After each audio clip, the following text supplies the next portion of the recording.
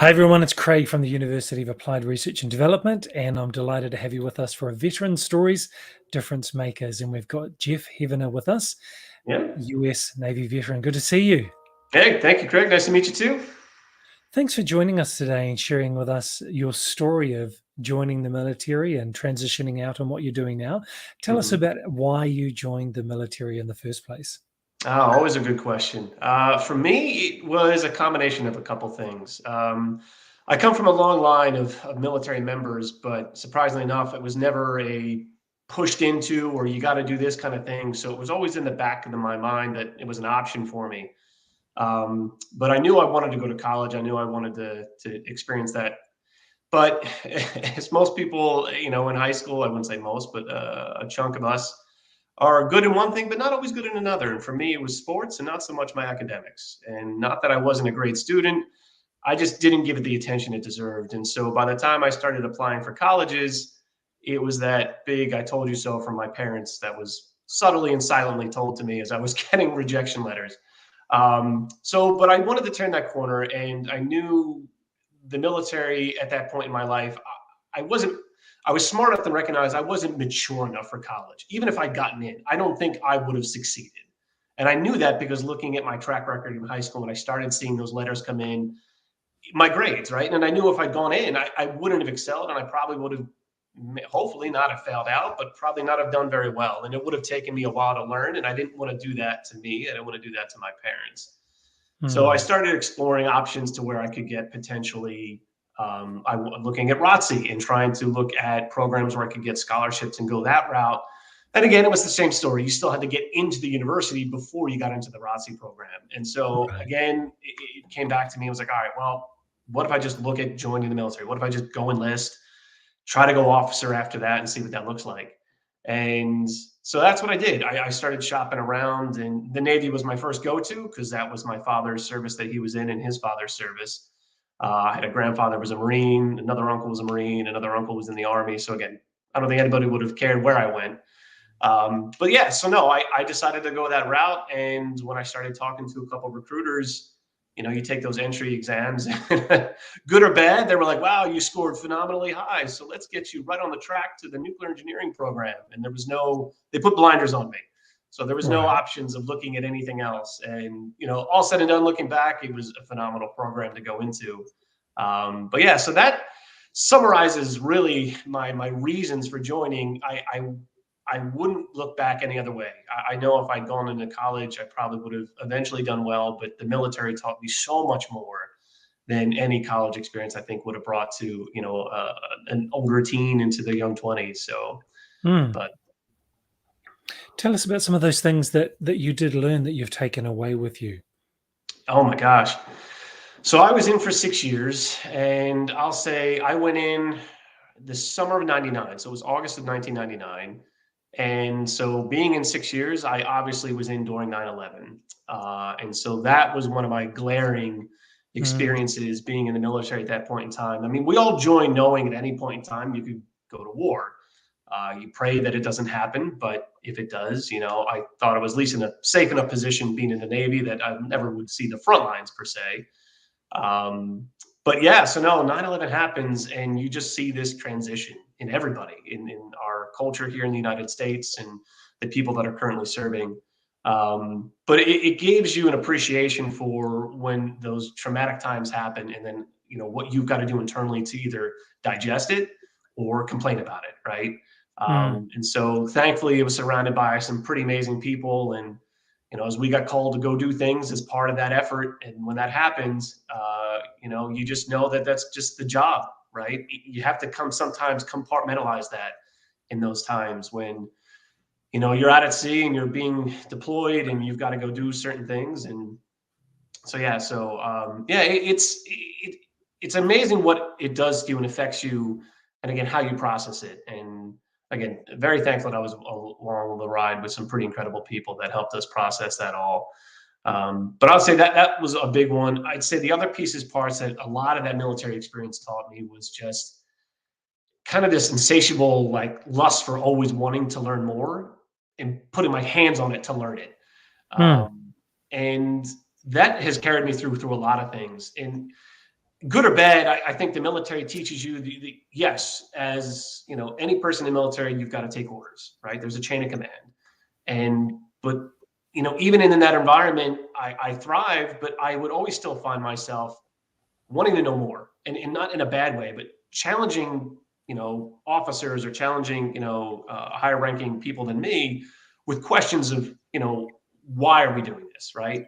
And again, trying to do it in a way to learn, not in a way to be combative, Right. because I find that, you know, maybe the way you told me to do it, I think there could be a better way to do it, right? And so let's talk about it. And I'll put a pin in that because that's part of the reason why I transitioned out. And so again, you know, yes, there's that blindly, you got to go follow orders when the time needs to happen, and that's okay. You know, we're all trained to do that when it happens. But then there's times where it's like, you know, I felt there was a need to understand certain things a little bit more, and sometimes people didn't quite understand why. But I felt for me to be a better leader myself, I needed to understand why their decisions were being told to do so that would help me then make my decision on how I had to help other people when I needed to tell them to do things. And so there was a lot of that learning of empathy and a lot of Mm. that track record there. So again, words you probably wouldn't correlate with the military, but words that I always found the way I lead and the way I wanted to be led, you know, wasn't always the same that you would experience everywhere. So again, great follower. I can be that person, and I did my job and I did it to my best, and you know, was good in what I did. So anyway, so that those are all a lot of pieces, parts that envelop why I really cherished my time in the military. It matured me in all the right ways. It really brought a holistic, rounded sense into me about what we can do as people in our environments. Mm. You know, given what you have, making the best of it. You Mm. know, there's no time to complain. It's just, okay, you've got to go on. You've got to pick up what you got, and you've got to make the best of what you can. And sometimes, you know, you got to take the step back when it doesn't always succeed and look back and say, well, how could I have done it better? You know, that was one, I'll say, continuing learning was just something the military may not have used those words, but they constantly, you know, force that into your just memory muscle Mm. in your daily life. And so when you're trained like that and you start to learn to just operate that, you know, unconscious or subconsciously, it does wonders for you when you leave and transition out. Just be interested to dig a little bit deeper. You said that there was this instant change after 9/11 happened in the country, and obviously for those people that were serving. Tell us a little bit more about that. What was that change? Oh my gosh. And so before I can even mention the change, you got to actually have to hear how that kind of occurred in my story, because we all have our own unique story when 9/11 Yes. hit. So funny anecdote, I'm 6'7" and I was on a submarine. So I was on a fast attack submarine. And so, yeah, all I know is I wanted to get to San Diego, and that was where I wanted to be. I'm from Philadelphia, Pennsylvania, and I wanted to travel as much as the military would pay for me to travel. And so I said, I want to get to the West Coast. I want to live on the West Coast. So I was the only one out of my graduating class that got San Diego. And I think only 2 or 3 other people got like Seattle area. The rest of them got, you know, stayed on the East Coast. So I didn't want to look a gift horse in the mouth. Obviously, I was very upset I wasn't getting a carrier, a surface vessel where I was going to be able to see the stars and sun at night. But anyway, so there I am. I'm on this submarine, and we're leaving for my first deployment that I'd ever been on. And so we're going to go out for 6, 7, 9 months. However, we don't know yet. Well, we didn't know at the time it was going to be longer. So this was very beginning. So again, if you're not familiar with the nuclear engineering program, you've got to go to school for almost 2 years straight before you even touch a boat. So I finished all my schooling, and I finally get attached to my submarine in San Diego. This would have been late August, early September of 2001. So this is several weeks before 9/11.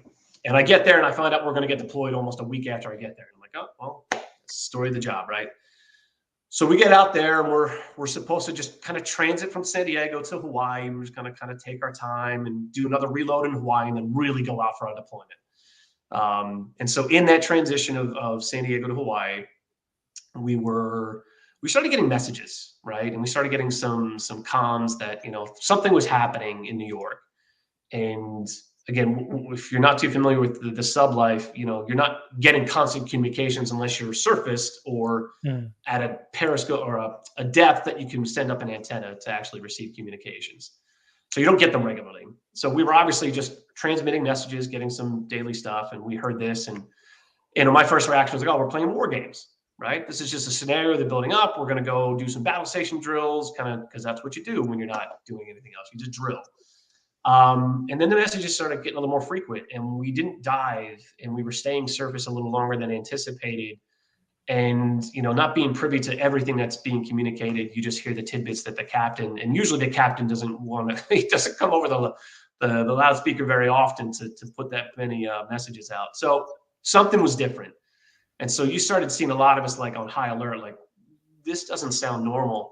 And then as we started getting more information exactly what was happening, it finally hits you. But for being somebody who had never seen it live, we never saw it. We didn't know what was going on. It was just verbal messaging. You can imagine what's going on in your head, like, where are we going? What are we doing? What does it mean for me now? And so we finally quickly got to Hawaii. It was a fast reload, and then we were deployed to go do some other stuff. And so, yeah, in a sense, so that brief period, I think we were in Hawaii maybe less than 24 hours to kind of quickly restock and get back out, where we were supposed to be there for like a long weekend or something. And so you didn't really get a sense of what actually happened, because you weren't one of those people that watched it live, and you weren't one of those people that got to share in those traumatic experiences, and I'm not saying it in a good way to share it, but just what that does to you and how that forms you as a person after that, whatever stage of life you're in. So that little piece we got, we just know, like, again, it was a job we had to go do, but you're reading the articles, you read the magazines, you're seeing the pictures, and you finally get some live footage, that you see, and you just get this different sense that, not that you went in a point in time before that there wasn't a war or active terrorism. But when you talk, patriotism and pro-veteran people and pro-military, it was kind of whatever. It was what it was. If you were in the military, okay. If you weren't, all right, no big deal.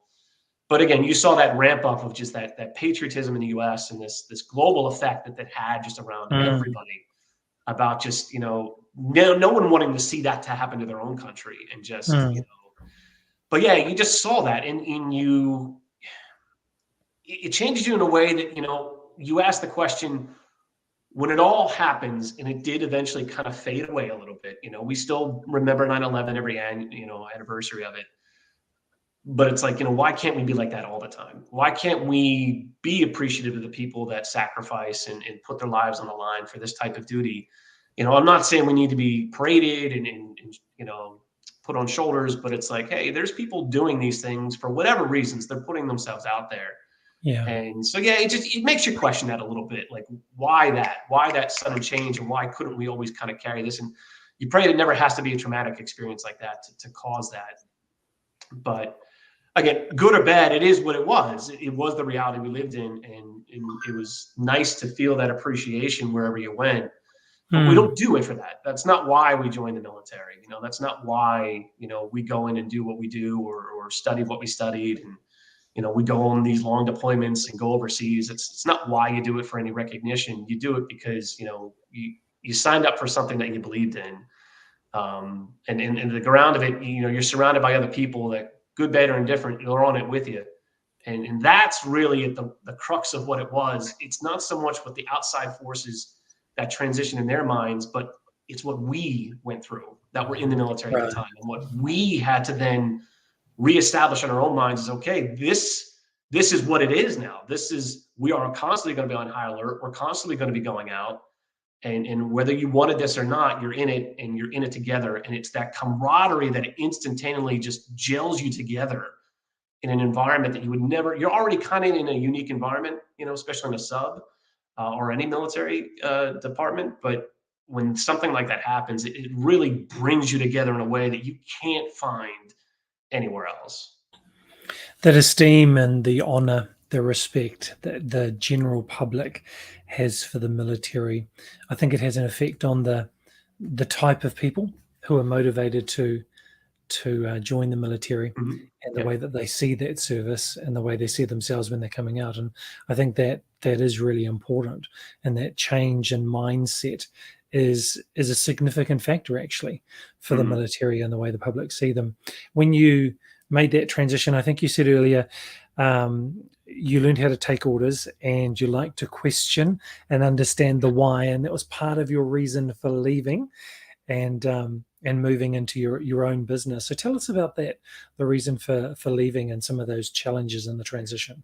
Yeah, so no, I really did enjoy my military time, and I really did see myself setting out for a very long tenure. You know, I couldn't have said when I started that I was going to stay in for 20 plus years, but I knew I could definitely do a long haul. Right. And I was looking forward to that. And yeah, I would say when I finally got to the boat and I'm out there, you know, you start to really perceive everything and take it all in and digest it and say, all right, is this a lifestyle I want to continue living? And it's a hard question to answer because you Mm, feel selfish sometimes when you say, no, it's not. You right. know, you feel selfish because you dedicated your life to this and this is what you got to do. And you're in the military. And, you know, I'm not saying everybody that goes in the expectation is you're going to stay in for 20. That's certainly not it. But, you know, to get out, you know, some people look at you like, well, why aren't you going to stay in? And other people like, all right, it makes sense to get out. So for me, it was clearly just how I am as a person, how I work with others, how I want to work and lead others. I, you know, being an enlisted person, I eventually got out of the rank of an E5. And so you're not on a submarine, especially, you're not any high ranking person. You're not going to be in a position to really, you know, make a lot of changes or lead large departments, you know. Um, had I stayed in, sure, I'm sure I would have gone and exceeded elsewhere there. But I just knew that my mentality and my approach to leadership just wasn't gelling with what the military was. Again, good or indifferent, right? I like to take the time to get to know the people that I'm working with. I like to take the time to understand their concerns. Why are we taking these risks? What are the outcomes of these risks? And sometimes just blindly following orders from me, just, you know, and that's why I questioned them. I just wanted to understand a little more. Right.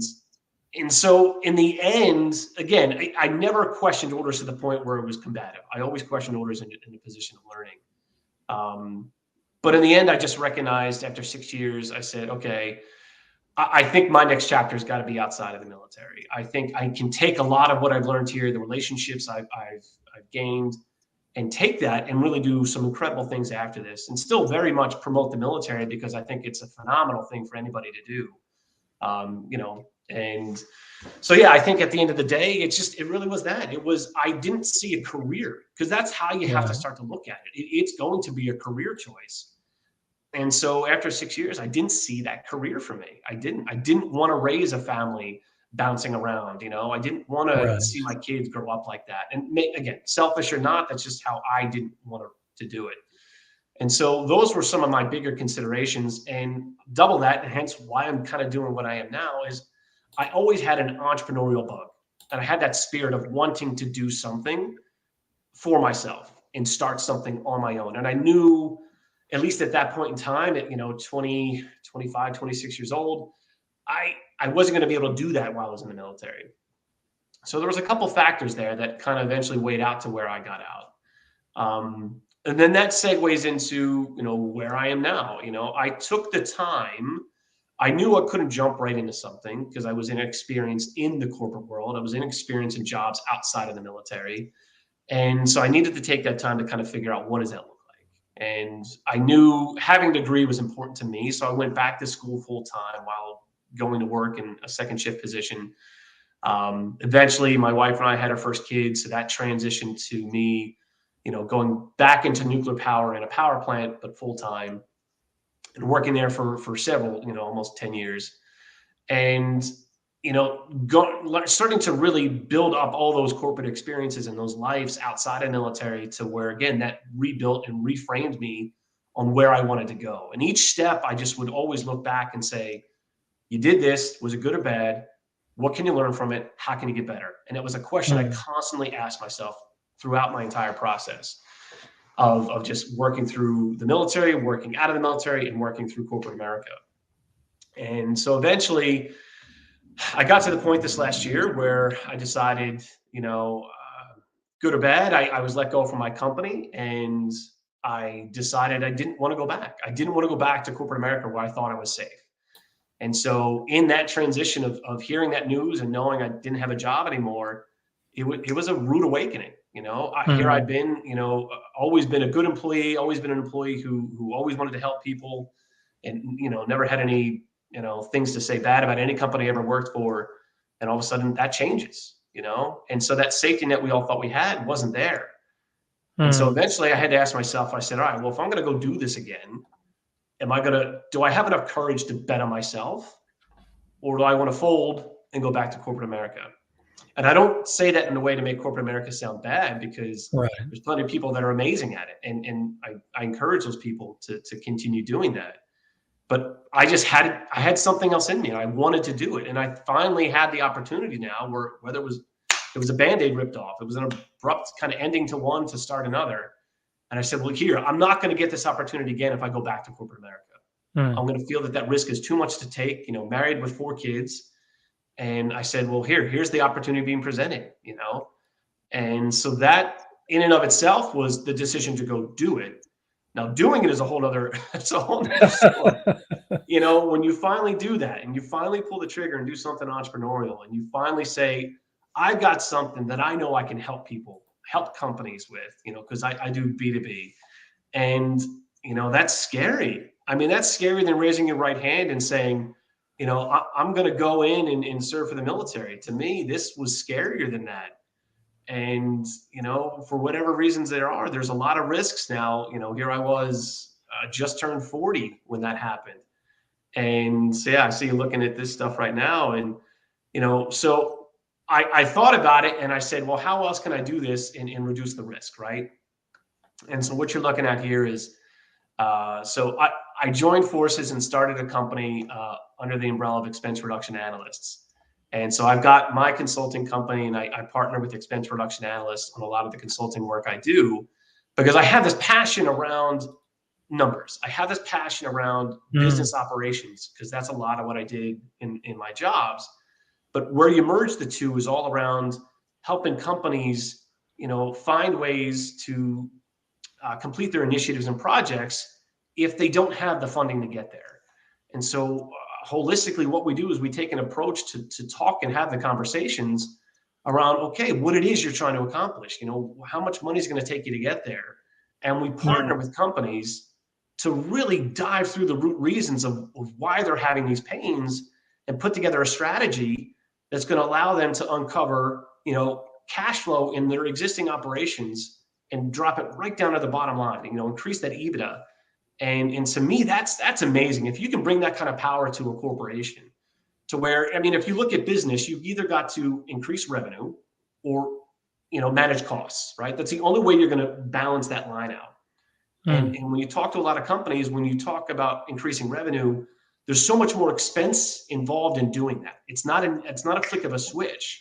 You either got to build a new product, or get a new product into a new market, or Right. hire more sales staff. So there's a lot of expense that has to go with that to eventually see some revenue. And you're not seeing a one for one for those expenses. It's a proportion of it. And so what we do though is we can really come on the back end of things and help you, in the sense that, hey, go do this, go increase your revenue, go enter a new market, go hire what you need. Let us work on this stuff over here that'll keep that line not only from the revenue side, but also from the managed cost side coming up. So now you're at the end of all this, you're that much better. And when you can have those strategic conversations with companies and really help them, see the value that you can bring on an end that they can't really manage because they just don't have the time for, Mm. it really is exciting to see the outcome of those new initiatives that they now can bring forward. Or, heaven forbid, these last couple of years with COVID, is Mm. people just, really having a tough time, retaining or getting staff back. So maybe it was a company that had to reduce staff. So now they can hire that staff back because you can put money back in their Right. pocket. So when you see those success stories and you see these companies really achieving greater things, and knowing that you are part of that, it brings a mission to what I do, and it makes it fulfilling, and it helps you understand why you do what you do, why I like people. It's about the people. It's not about the business. I really enjoy the conversations and the ability to dive in with them and partner with them in a sense of really seeing them succeed. You sound very passionate about what you're doing now. Thank you. Jeff, just to wrap up, and I do want to thank you for your service in the military. Thank you for what you did, and thank you for sharing your story with us. Just as we wrap up, what's something that you would say to a person who's in the military now and knows that a time of transition into civilian life is coming? What would really help them to do that successfully? Wow. If I could say that succinctly, it's know yourself. Like, really be critically honest with what you're trying to achieve when you get out. And you may not know that yet, but just you've got to have a plan. And that plan's going to be ever changing. But you got to start with a plan. And that plan, as much as the military tries to provide programs to help, go outside of those. Keep looking for help. Keep finding, keep asking questions. There are a plethora of people out there that want to see you succeed. Whether you understand that or know it or not, there's plenty of programs. So don't stop until you feel completely satisfied that you've got the answer you want. So keep looking for that. There's plenty of books out there, and there's plenty of help. I'm one person who loves to help people in that transition. Just be a sounding board. I really do, because you don't want to have to repeat the wheel that someone else has already helped create. There's no shame in that. There's no shame in asking for help, not from here's money, but here's some knowledge, here's some advice, or just here's a conversation. Let me be that piece that helps you see if this is really what you want to do. And maybe leaving the military isn't the right time yet, or maybe it is, but what are you going to do? What does that plan look like? And help you build that plan. So it's like, just be critically honest, start a plan, know the plan's going to change. It's going to constantly evolve. Just be adaptable and flexible with it. I love it. Jeff, thanks very much for giving us your time today. Excellent, Craig. Thank you so much. And for those of you watching the recording, if you want to reach out to Jeff, we have got his link to the LinkedIn profile. That's with the show notes. So whether you're watching on YouTube, on Twitter, on Facebook, on Twitch, on LinkedIn, wherever you are, you can reach out to Jeff by looking in the show notes and finding the link to his profile. And those of you that are veterans or veterans families, if you'd like to pursue education, we are VA approved for benefits in education for our master's degrees and bachelor degrees in the United States, and also the opportunity to come and live and study in New Zealand as well with us. Really beautiful country, nice place to come and visit for a while. So again, thanks very much for being with us. We look forward to seeing you again on another Veteran Stories. Thank you again, Jeff. Excellent. Thank you so much.